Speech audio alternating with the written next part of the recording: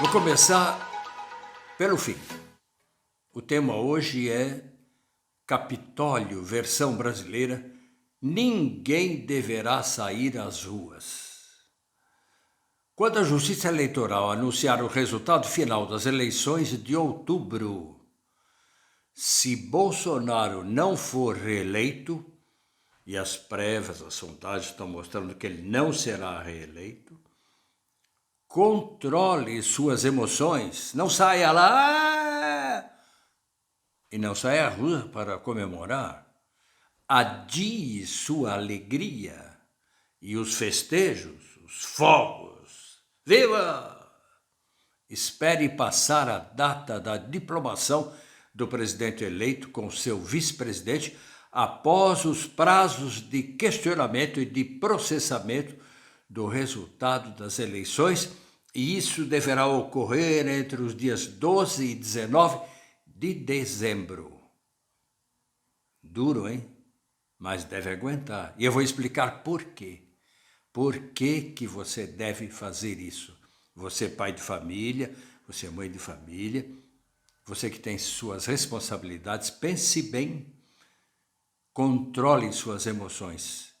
E vamos ver por que você deve controlar suas emoções e não comemorar a derrota de Bolsonaro no 30 de outubro. Se você concorda com o teor dos vídeos que temos colocado aqui, está na hora de se inscrever neste canal. Por uma razão, seu apoio nos dá força para prosseguirmos. Esse canal não pede ajuda financeira. Você não vai pagar nada. É gratuito. E não faz coleta como nas igrejas no fim do culto. No fim deste vídeo não haverá coleta. Nossa posição tem sido clara neste quase um ano de vídeos. Em julho estaremos fazendo um ano. Respeito aos direitos humanos, contra a compra de armas e uso de armas, mesmo se nos Estados Unidos, lá em Nova York, o Supremo Tribunal Federal aprovou o porte de armas nas ruas. Um absurdo. O próprio Joe Biden está escandalizado. Mas isso reforça o Bolsonaro, hein? Nossa posição, então, tem sido clara. Respeito aos direitos humanos, contra o uso e venda de armas, pela manutenção do Estado laico e para nos livrarmos logo nas eleições desse presidente pernicioso. Mas vamos ao nosso tema, então, Capitólio, versão brasileira. Ninguém deverá sair às ruas. Porque estamos pedindo para você conter sua alegria no dia 30 de outubro e não sair às ruas, para evitar que você e sua família possam correr riscos diante das reiteradas, veladas ou claras, ameaças, declarações do presidente Bolsonaro de que não aceitará uma derrota nas eleições de outubro. Claro, fomos dos primeiros a alertar quanto ao risco do presidente Bolsonaro tentar adaptar ao Brasil, caso perca as eleições, uma repetição da aventura golpista do ex-presidente norte-americano Donald Trump ao ser derrotado. Nos meus escritos e no vídeo também me servi das declarações do tribuno romano lá em 53 anos antes de Cristo, o tribuno romano cônsul Cícero, denunciando o golpista Catilina, que era o Bolsonaro da época, pelo jeito. Enfim, me tranquiliza ver essa preocupação agora estar sendo também compartilhada por colegas jornalistas. E no domingo, o jornal Folha de São Paulo revelou haver diversas entidades, associações e grupos já se preparando para essa perigosa eventualidade do golpe por Bolsonaro. Entretanto, essa notícia, da qual faz parte uma entrevista com a professora Estefânia Barbosa, da Universidade Federal do Paraná, pertencente ao grupo Demos, constituído de professores especialistas em direito nos diversos estados brasileiros, contém um apelo responsável pela redação e pela criação desse vídeo. Preocupada ao máximo com a situação, a professora Estefânia diz: vamos precisar de política e de todas as instituições, empresas, igrejas, sindicatos, e vai ter que ter povo na rua. Em síntese, a professora Estefânia convoca uma mobilização geral das pessoas nas ruas. Justamente o que não se deverá fazer. E aí, a minha resposta agora, porque você vai perguntar, mas por quê? Por que não se vai poder ir nas ruas dia 30 de outubro, depois da derrota do Bolsonaro?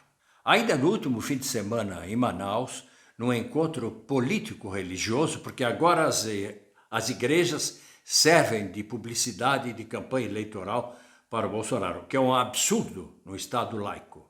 É um absurdo os evangélicos estarem promovendo esse candidato à reeleição. É uma atividade política misturada com Bíblia e com religião, totalmente absurda. Nós somos totalmente contrários a isso. Depois das palavras religiosas de praxe, das orações, e de se referir às crises econômicas, mas só nos países latino-americanos de esquerda, nossos vizinhos, esquecendo-se que o Brasil vive uma crise econômica grave, sem citar os recentes assassinatos do indigenista Bruno Pereira e do jornalista Dom Phillips, Bolsonaro voltou a tocar na necessidade de haver eleições limpas e auditáveis, como se não fossem, para seus resultados serem aceitos. Nessa altura, já se tornou rotina a repetição de frases premonitórias, prevendo fraude nas eleições. Bolsonaro, eu sei que vai haver fraude nas eleições, por isso já vou avisando que vou dar um golpe. Acompanhadas de sugestões claras ou sinuosas da necessidade de seus seguidores reagirem. Como? Armados. Não se trata de se propor um golpe clássico, como foram o golpe de Pinochet no Chile ou de 64 no Brasil pelos militares.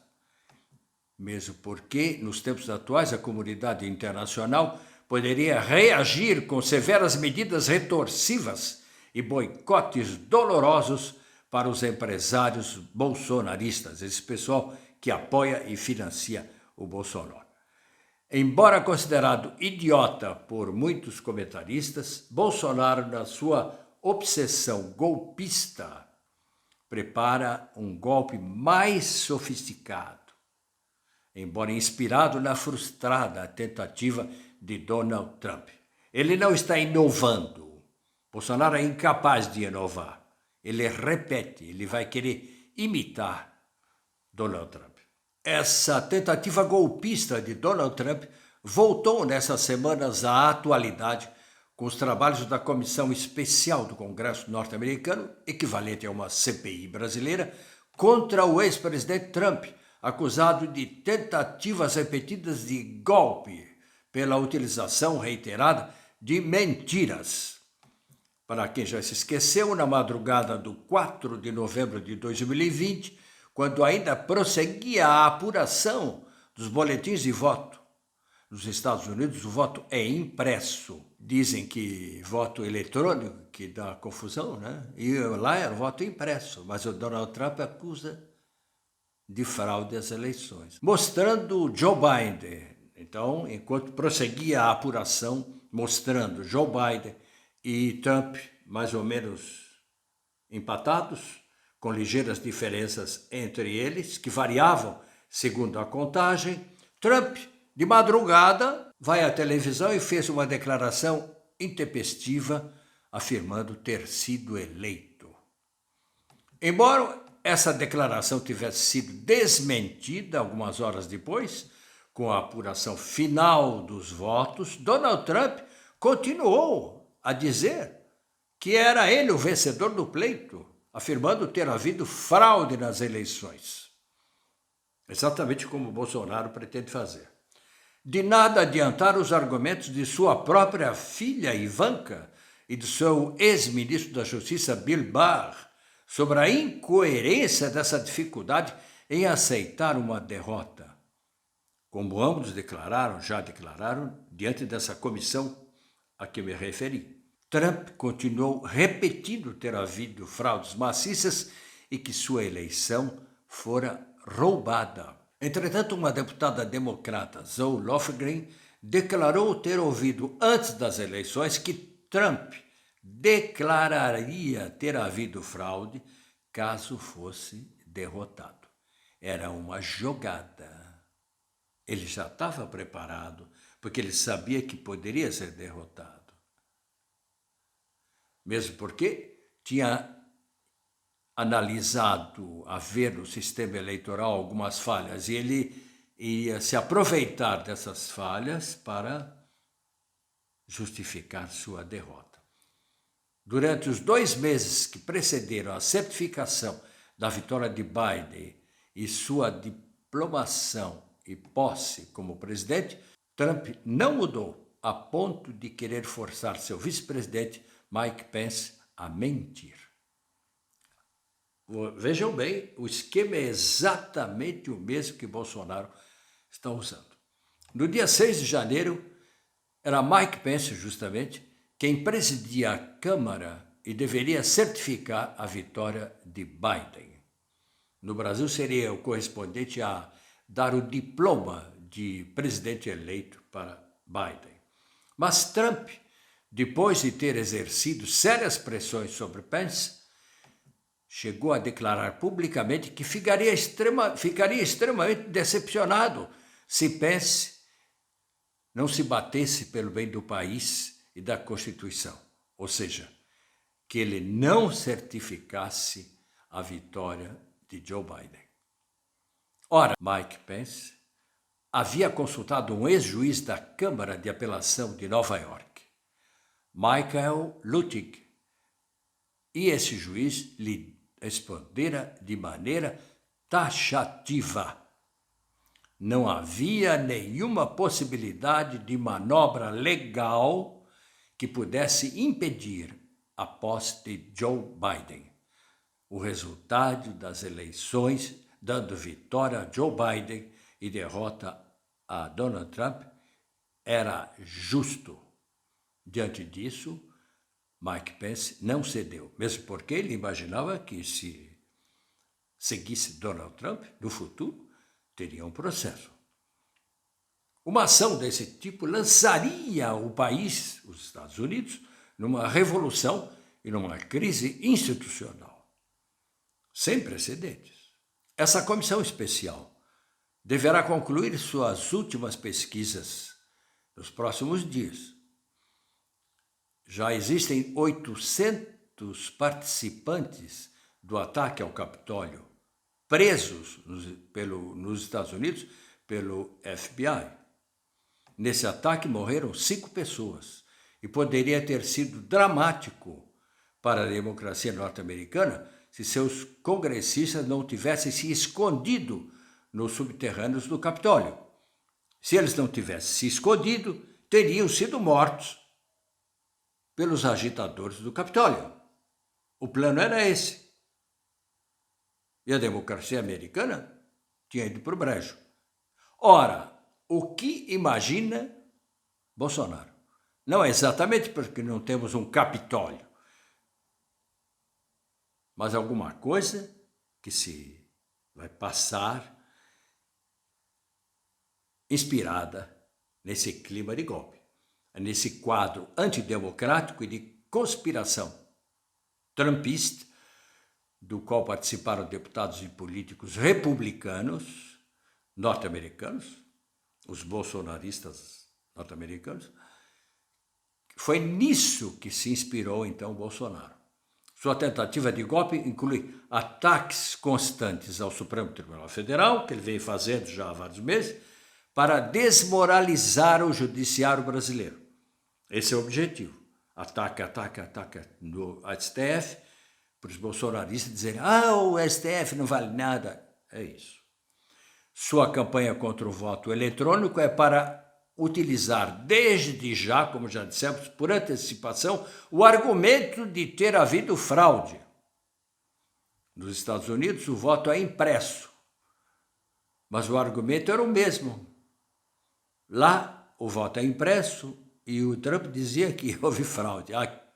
No Brasil, o voto é eletrônico e o Bolsonaro já disse por antecipação que vai ter fraude. É mero pretexto. A campanha de Bolsonaro para seus seguidores se armarem é para estarem preparados no momento decisivo nas ruas. Feitas as adaptações, qual o plano antidemocrático de Bolsonaro e seus conspiradores, inclusive evangélicos? Provocar o choque dos bolsonaristas armados com os manifestantes no momento em que esses forem comemorar nas ruas, no 30 de outubro, a vitória do seu candidato. Embora não estejam armados, os manifestantes que não forem massacrados poderão reagir diante das violências. Perceberam? O pessoal vai comemorar a vitória, parece que vai ser o Lula que ganha. As sondagens e prévias dizem isso. E no momento que eles chegam nas ruas, são recebidos pelos bolsonaristas armados. E as violências, e é por isso que eu digo, não saiam às ruas. Deixe para comemorar depois. Havendo esses choques, vocês já imaginaram que confusão danada e quanta gente ferida e quanta gente em má situação. Num piscar de olhos, os agressores bolsonaristas serão chamados de vítimas. E os tumultos resultantes justificarão a decretação imediata de estado de sítio. Estará criado o caos para uma intervenção militar e Bolsonaro terá dado golpe. A única maneira de se evitar o pretexto para o estado de sítio e a intervenção militar será a de não ir às ruas até a diplomação dos vencedores nas eleições. Se apenas as milícias bolsonaristas e seus seguidores armados tomarem as ruas, o exército terá de intervir e prender esses arruaceiros e assegurar a ordem até a diplomação dos eleitos. Esperemos que, como fizeram os deputados norte-americanos, os ministros do Supremo Tribunal Federal estejam também escondidos em algum lugar protegido durante as ameaças de golpe, pois serão eles que assegurarão a sequência da ordem democrática no país. Não se trata de nenhum exagero, mas de se levar a sério as ameaças feitas por Bolsonaro, sabendo do que ocorreu nos Estados Unidos. Deixe para comemorar nas ruas a derrota de Bolsonaro só depois de reconhecida sua derrota na diplomação do eleito, que provavelmente será Lula, entre 12 e 19 de dezembro. Antes de dizer até a próxima, pergunto, já foi ali no cantinho direito da tela para se inscrever no canal? Faça agora a sua inscrição para não se esquecer. Ali no canto direito da tela. Obrigado. Não se esqueça, não vá às ruas comemorar. É importante. Até a próxima.